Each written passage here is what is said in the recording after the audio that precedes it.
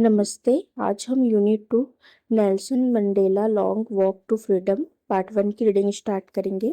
Before you read, apartheid is a political system that separates people according to their race. Can you say which of the three countries named below had such a political system until very recently? Apartheid एक political system है जो लोगों को उनकी जाति के हिसाब से अलग करता है। क्या आप बता सकते हैं कि नीचे दिए गए 3 देशों में से किसमें हाल का एक ऐसा पॉलिटिकल सिस्टम था?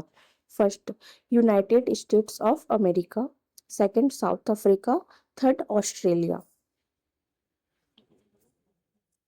Have you heard of Nelson Mandela? Mandela and his African National Congress spent a lifetime fighting against apartheid.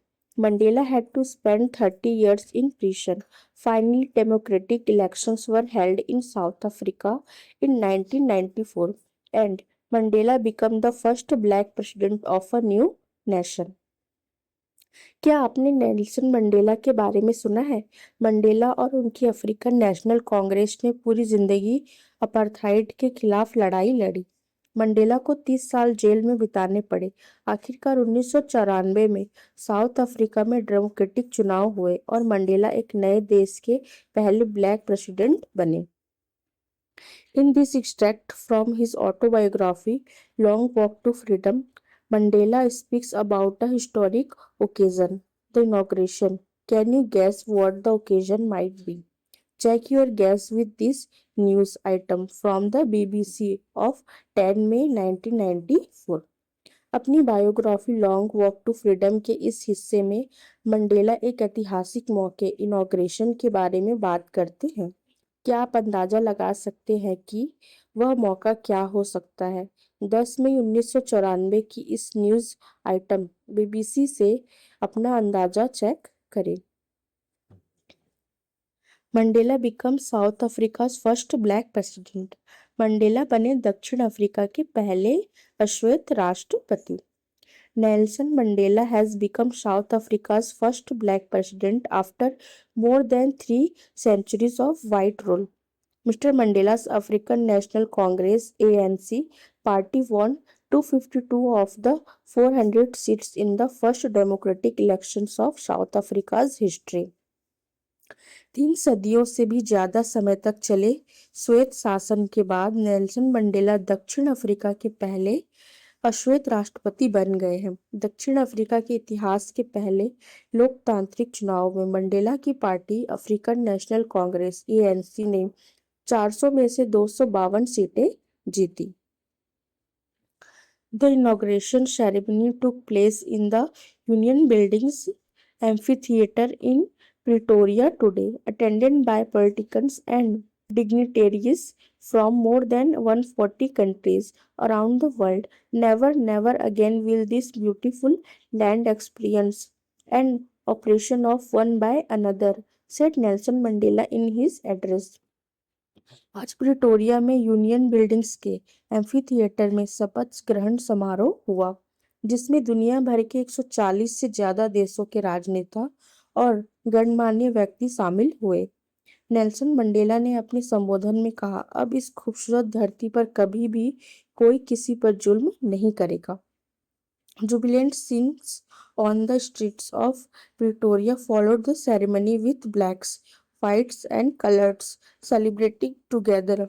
More than 1 lakh South African men, women, and children of all races sung and danced with joy. समारोह के बाद Pretoria की सड़कों पर जश्न का माहौल था, जहां अश्वेत, श्वेत और रंगीन लोग एक साथ मिलकर जश्न मना रहे थे।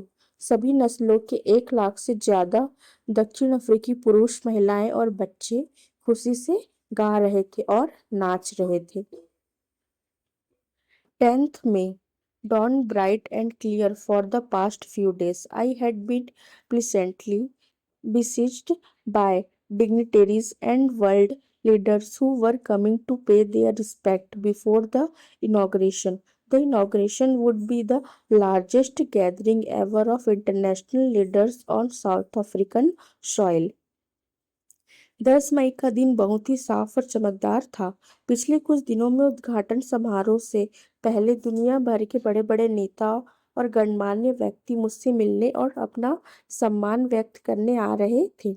मैं उनके बीच घिरा हुआ था और मुझे यह बहुत अच्छा लग रहा था। यह उद्घाटन समारोह दक्षिण अफ्रीका की धरती पर अंतर्राष्ट्रीय नेताओं का अब तक का सबसे बड़ा जमावड़ा होने वाला था। The ceremonies took place in the lovely sandstone amphitheater formed by the Union Buildings in Pretoria. For decades, this had been the seat of white supremacy, and now it was the site of a rainbow gathering of different colors and nations for the installation of South Africa's first democratic non-racial government. यह समारोह Pretoria में union building द्वारा बने एक सुंदर बलुआ पत्थर के amphi theatre खुले रंगमंच में आयोजित किया गया था।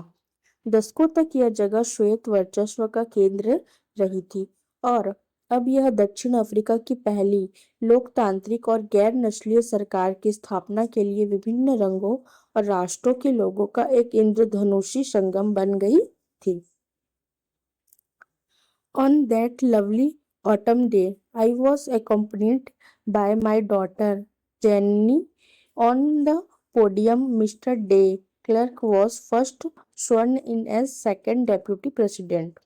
उस सुंदर पतझड़ के दिन मेरी बेटी जेनिनी मेरे साथ थी। मंच पर सबसे पहले श्री डी क्लर्क ने दूसरे उपराष्ट्रपति के रूप में शपथ ली।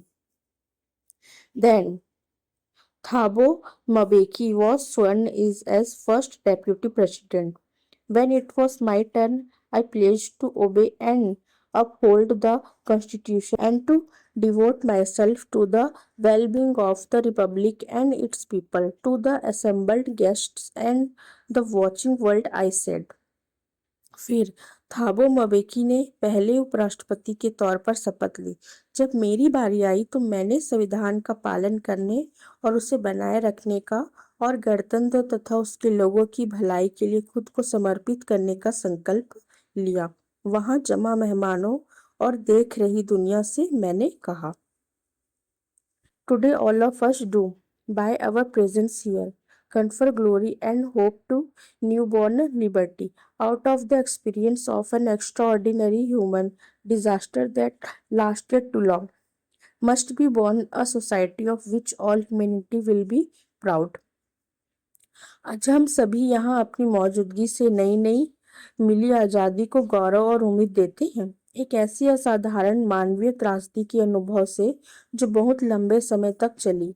एक ऐसे समाज का जन्म होना चाहिए जिस पर पूरी मानवता को गर्व हो।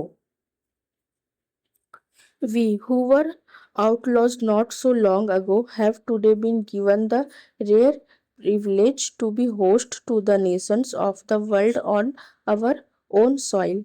We thank all of our distinguished international guests for having come to take possession with the people of our country of what is, after all, a common victory for justice, for peace, for human dignity.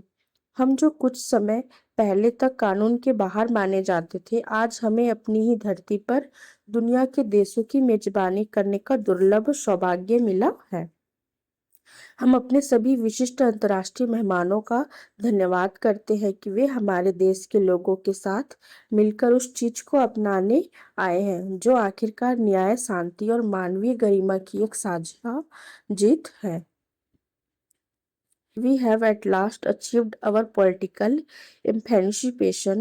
We pledge ourselves to liberate all our people from the continuing bondage of poverty, deprivation, suffering, gender and other discrimination. आखिरकार हमने अपनी राजनीतिक आज़ादी हासिल कर ली है।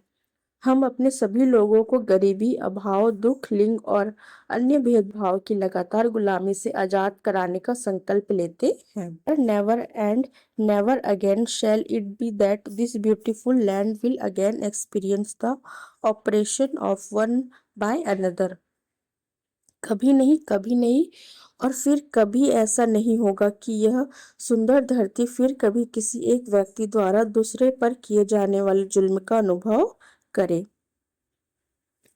The sun shall never set on so glorious a human achievement. इतनी शानदार मानवीय उपलब्धि पर सूरज कभी अस्त नहीं होगा. Let freedom ring. God bless Africa. आजादी का राज हो. ईश्वर अफ्रीका को आशीर्वाद दे. A few moments later, we all lifted our eyes in awe as a spectacular array of South African jets, helicopters, and troop carriers rode in perfect formation over the Union buildings. It was not only a display of pinpoint precision and military force, but a demonstration of the military's loyalty to democracy, to a new government that had been freely and fairly elected.